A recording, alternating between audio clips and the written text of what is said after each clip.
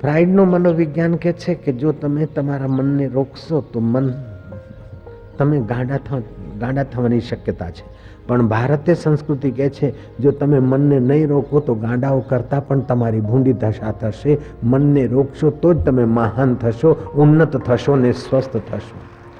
ગાંધીજીએ જો પોતાના મનને ન રોક્યો હોત અને 36 વર્ષની ઉંમરમાં બ્રહ્મચર્ય પાળવાનો સંકલ્પ ન કર્યો હોત તો ગાંધીજી કદાચ મહાત્મા ગાંધી થઈને દેશવ્યાપી સેવામાં સફળ ના થયા હોત.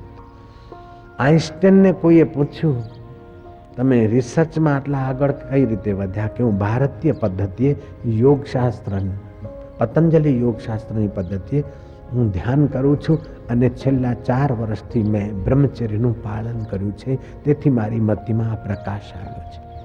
ભીષ્મ પિતામહ 125 વર્ષના અને ફ્રાઇડ કહે છે કે જો તમે રોકશો તો ગાંડા થશો. હવે એ ગાંડા થશો કહેનારને ગાંડપણ ઉપર દયા આવી જોઈએ, પણ એવા તર્ક લોકો વાંચીને ફ્રાઇડના સંભોગથી સમાધિ તરફની તરફેણમાં મોટા મોટા કહેવાતા આચાર્યો ભાષણ ઠોકી દીધા અને એનાથી ભારતમાં એ બદનામ થયા. દુનિયા જાણે છે કે સંભોગથી સમાધિ કોઈ દાડે થાય નહીં, સંભોગથી સત્યાનાશ થાય, સમાધિ થાય નહીં.